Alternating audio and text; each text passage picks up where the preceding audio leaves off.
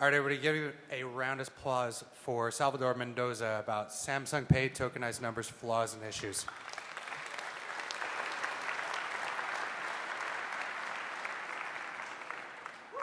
Thank you. It's a pleasure to be in DEF CON this year. And I'm going to talk about Samsung Pay tokenized numbers, flaws, and issues. Also, we're going to talk about crocodiles and laser beams today. Basically, I have 20 minutes to explain almost 1 year of my research. And we are going to start with the agenda for today. We're going to talk about terminology, analyzing tokenized numbers, MST and NFC protocols, token phases or status, of course, flaws and issues, dangerous scenarios. I'm going to introduce 2 tools for today. At the end, I'm going to talk about international tokens. For terminology, I'm going to use NFC for near-field communication, MST for magnetic security transmission protocol, BTS for Visa Token Service, which mainly are the protocol for the tokenization process. Tokenized numbers, where it's a process where the primary account PAN number is replaced with surrogate value. In this case, it's going to be a token. And the token is a voucher to interchange for goods or services. TSP for token service provider, who's in charge for the tokenization process. And PAN for primary account number. So let's start analyzing tokenized numbers. Basically, when you're going to make a payment, Samsung Pay is going to create 3 tracks. It's like when you swipe your card. But this time, all the tracks are the same values. Why? Basically, because it doesn't matter which track the terminal is going to detect. If it detects anyone, the transaction can go through. If we analyze the last 20 digits of the token, we need to analyze like they are different counters. Basically, the first 4 digits are for its new expiration date for the new virtual credit card. The last 3 digits are for new service code. The service code is very important because, for example, you have a PIN and CHIP protection card and you add it to Samsung Pay. Samsung Pay is going to replace this value so you don't have the necessity to have a physical card with you to make a payment. The last counter is a transaction range, which plays the CVV role. The next counter is a transaction ID, which mainly increases +1 every time you use Samsung Pay. And the last 3 digits are random numbers to fill the American Banking Association format, or track through in this case. Offline and online mode.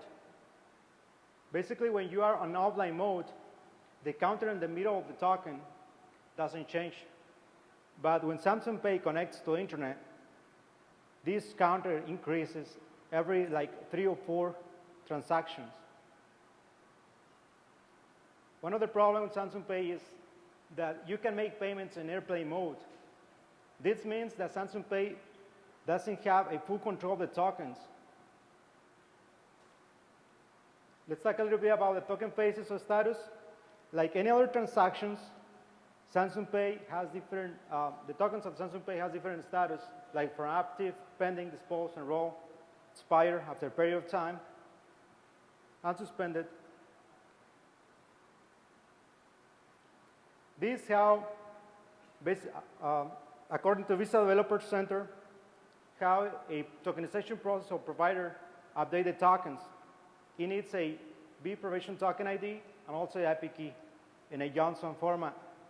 Please keep in mind this slide that we're going to use in the next example. So the file structure is very important. I found more than 20 databases in the calls of Samsung Pay. Some of them are for connections, for certificates, encryption, directories and files. I'm going to take a look at the structure on the bottom of the database, CBP, Jan, encrypt database, to see the structure of this database. If we see the structure of this database, we can find some of the fields that we need to update a token.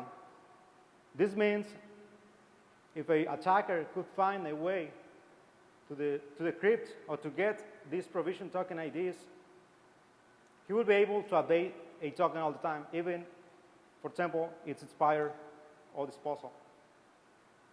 Maybe you're thinking, these databases are very encrypted. But what I found was that encryption from databases using static passwords. Basically, we see this method, the encrypt method, but it's not yet the database manager. Also another method called this function to encrypt the data. Continue with flaws and issues. When I was able to make a backup of the Samsung Pay databases, in the card table, I found the token expiration date wasn't blank, specifically that field. Also, that view retry expiry time implements timestamp format, which expire over 24 hours. So basically, the main problem here is if Samsung Pay generates a token, but you don't use this token to make a purchase, that token is still alive or active. For example, if I ask you, can you show me how Samsung Pay works? And you show me, but you're not making a transaction, actually, but that token is still alive. When you close this application and open again, you're going to get a new token, but the last token is still alive. Continue with flaws and issues. Basically, you are suspicious that somebody captured your token and delete your virtual credit card, and you add it again.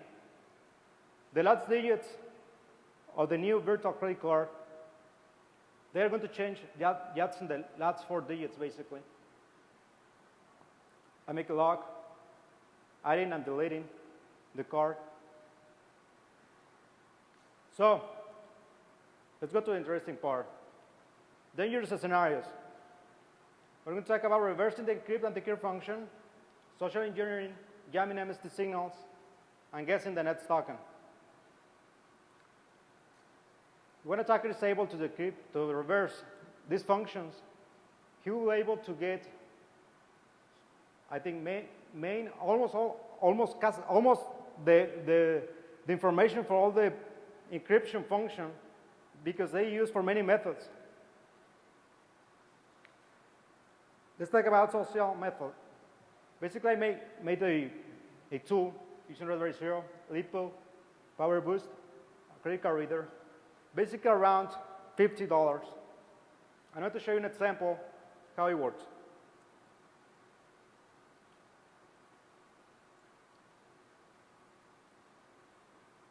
So, like the example that I told you, you have this tool on where my hand. I can capture the tokens when I ask you how Samsung Pay works. And this tool sends these tokens by email. So I can use that token using another tool, like MagSpoof tool from Sammy Camcar. Thank you, Sammy. So basically, when I got the token, I compile, and I go to the grocery machine, and I try to use that token. So I select the product, and it's authorizing, and it's vending.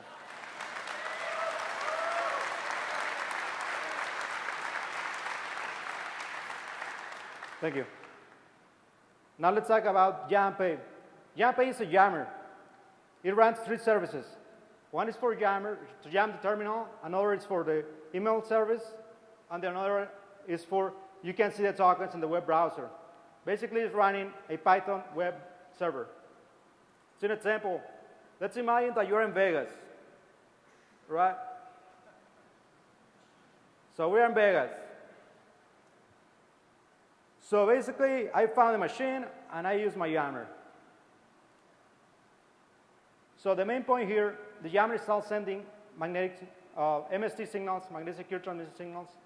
When a user comes to make a transaction, the terminal is not anymore in input mode. So the jammer is going to detect the MST signal, and they're going to send it to me by email. I got the token.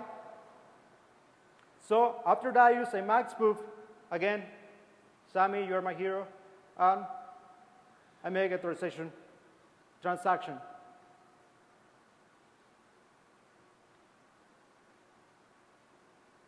After that, I'm going to select the drink. And vending. So basically, that's the example I have.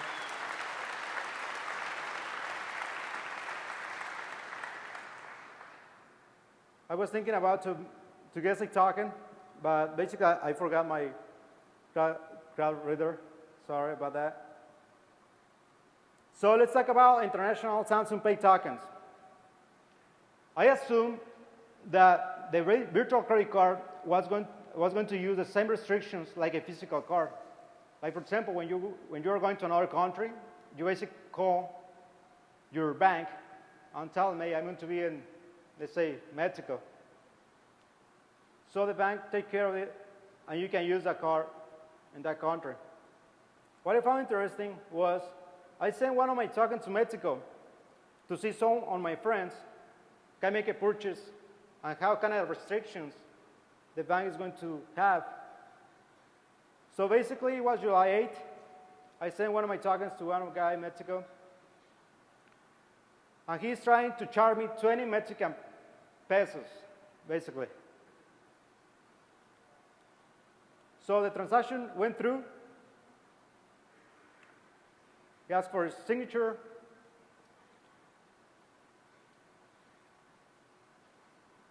That's not my signature, but who cares? So the transaction went through, and I got the confirmation from Samsung Pay. You had spent 20 Mexican pesos, even when Samsung Pay is not in Mexico yet.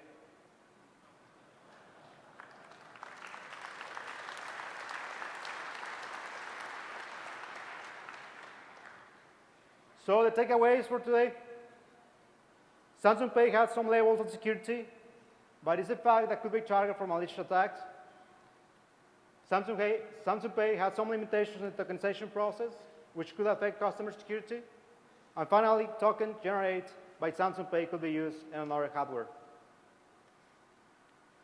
Please, if you have any questions, this is your time to ask me.